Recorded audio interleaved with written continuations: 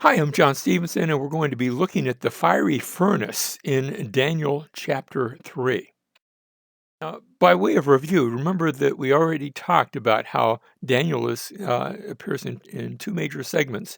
You have first seven historical narratives, seven stories, and then in chapter 8, you have beginning there from chapter 8 to chapter 12, you have four prophetic visions. So we're in that story section, and in that it begins. Of course, most of the Old Testament is Hebrew, and Daniel is no exception. But when we got to chapter 2 and verse 3, it made a switch over to Aramaic. And so the rest of chapter 2 and the chapter 3, where we're at now, all the way to the end of chapter 7 is in Aramaic. That's going to come up in our study. So I need to remind you of that now. And then when we get to chapter 8, it will go back to Hebrew, and that'll be the case for the rest of the Old Testament. Daniel chapter 3, verse 1, Nebuchadnezzar the king made an image of gold. Now, back in chapter 2, we had a vision that Nebuchadnezzar had of an image that was made of different elements. You had the head of gold and the breast of silver, and it went on bronze, and then iron, and then iron mixed with clay, and that was representing different kingdoms. But you remember the head was of gold, and it represented Babylon. So now Nebuchadnezzar makes another image. You had that image back in Daniel chapter 2 with the head of gold. He makes an image that is entirely of gold, or at least, now that doesn't mean it was necessarily solid gold.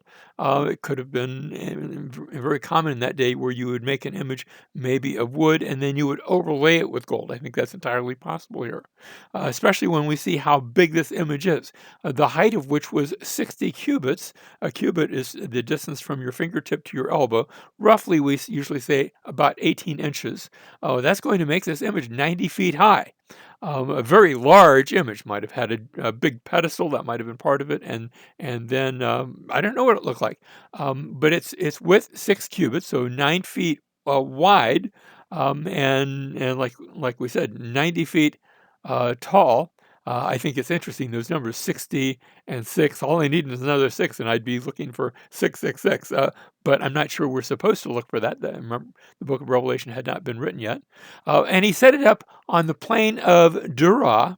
Dura is like a fortified location. So I don't know where this plain of Dura was. The word Dura means sort of a fortified location. There were a number of cities with that name in it. But we are told that it was in the province of Babylon.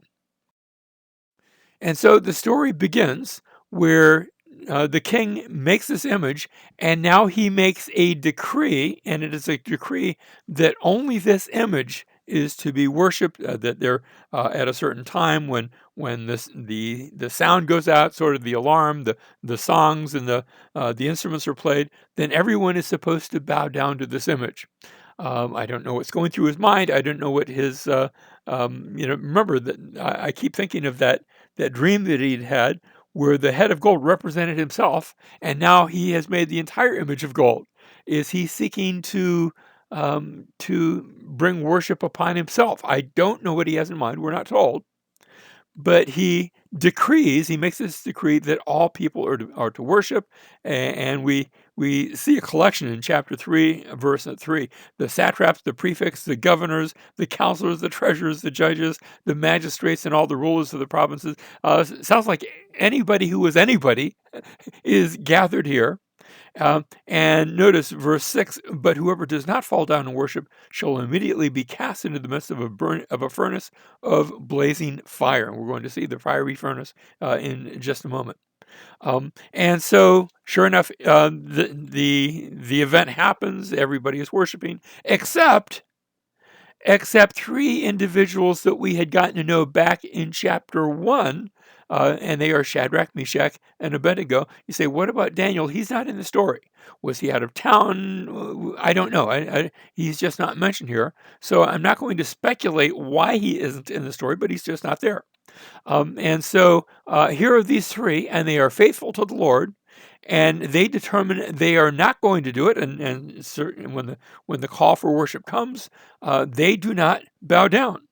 And the king, Nebuchadnezzar, we read in verse 16, Shadrach, Meshach, and Abednego replied to the king. He calls them to account. And they reply, O Nebuchadnezzar, we do not need to give you an answer concerning this matter. If it be so, our God whom we serve is able to deliver us. Because he actually asked the question in the previous verse, in verse 15. He says, what God is there? This is the end of the verse. What God is there who can deliver you out of my hands? And it's a rhetorical question, but it's not going to stay a rhetorical question. We're going to see the answer in this chapter. And so they say, verse 17, if it be so, our God whom we serve is able to deliver us from the furnace of blazing fire, and he will deliver us out of your hand, O king. Now notice, he says he's going to deliver us, but even if he does not, let it be known to you, O king, that we are not going to serve your gods or worship the golden image that you have set up. We are trusting the Lord to deliver us, but even if he doesn't, we're still going to be faithful to him no matter what. They have made this commitment. And so Nebuchadnezzar, as a result of this, he orders them to be cast into the furnace. Now, furnaces were not a normal means of execution. They would very often impale somebody. I'm sure they had other means as well. It might have been that this was the furnace that was used to manufacture the image, at least the gold part of the image, the overlaying, the covering with gold, because you have to heat up gold to melt it to make it pliable.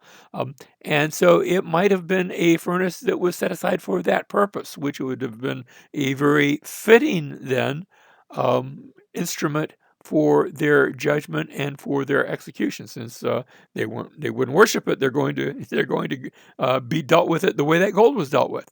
And so the order is given, and they are taken, and they are cast into the furnace. The order is given to heat up the furnace 7 times. Now I don't know if they had a thermometer where it was literally 7 times. That's almost like a figure of speech. You're going to make it that much worse. And so that superlative is used in the king's command. Verse 24, then Nebuchadnezzar, the king, was astounded. He has them cast in, and apparently there's some way for him to look in and see who's in there.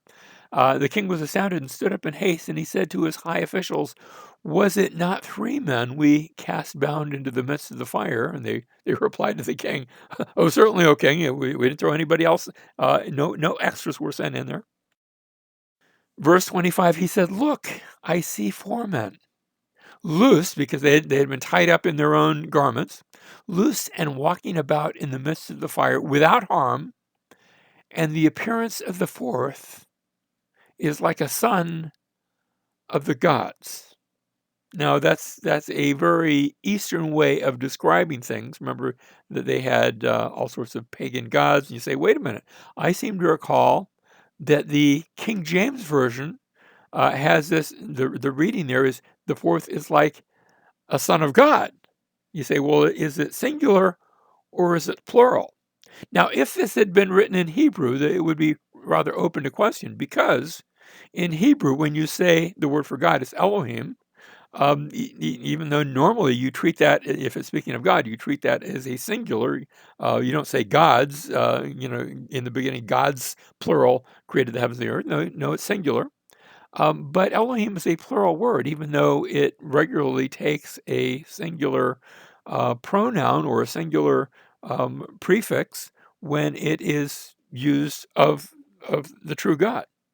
But remember, we said this section of Daniel is not written in Hebrew. It's written in Aramaic.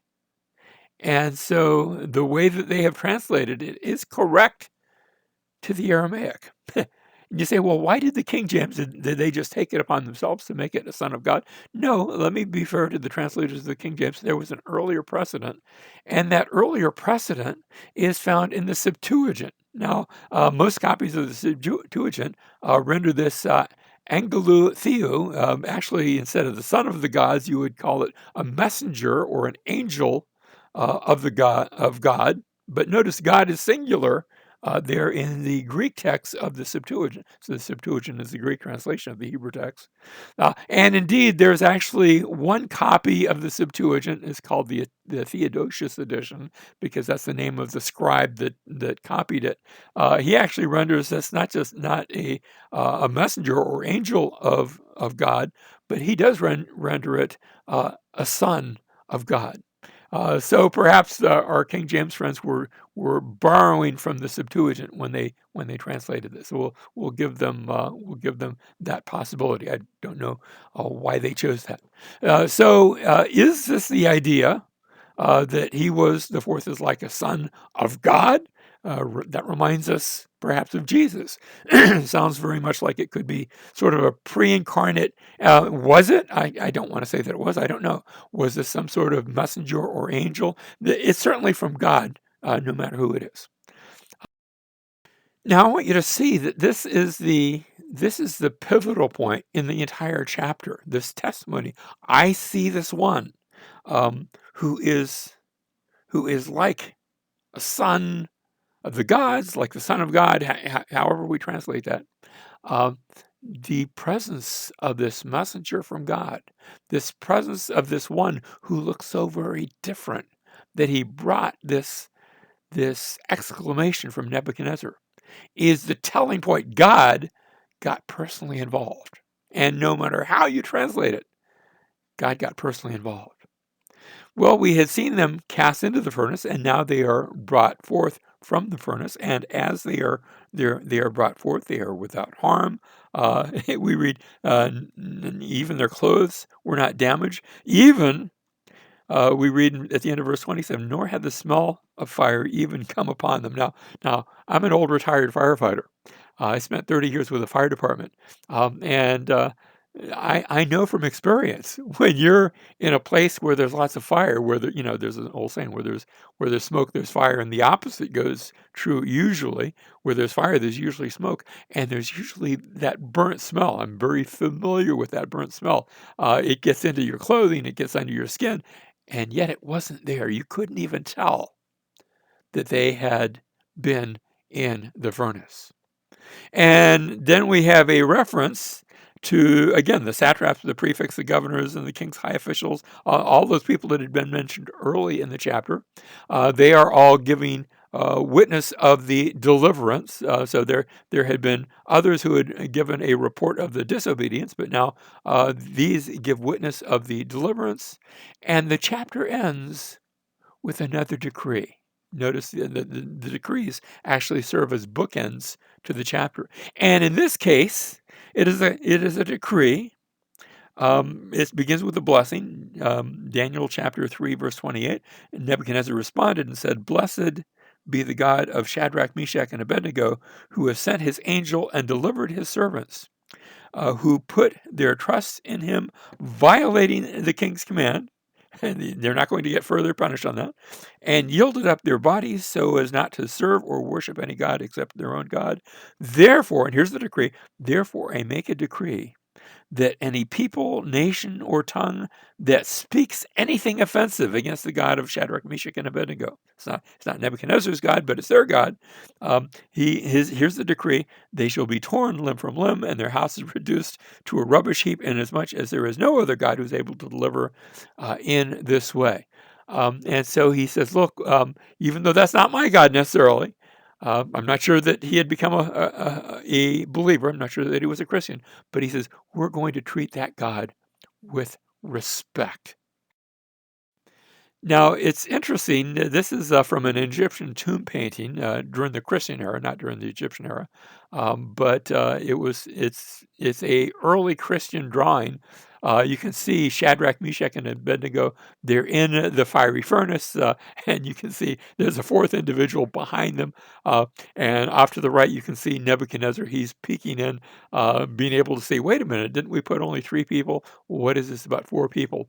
And I think it's a delightful painting from early in the Christian church. And this was a story that was told then and is still told today. If you've ever been in Sunday school, I'm sure you've heard the story of these 3 and the fiery furnace, and the time that God came near and entered their place what was to be their place of execution. Of course, they were delivered.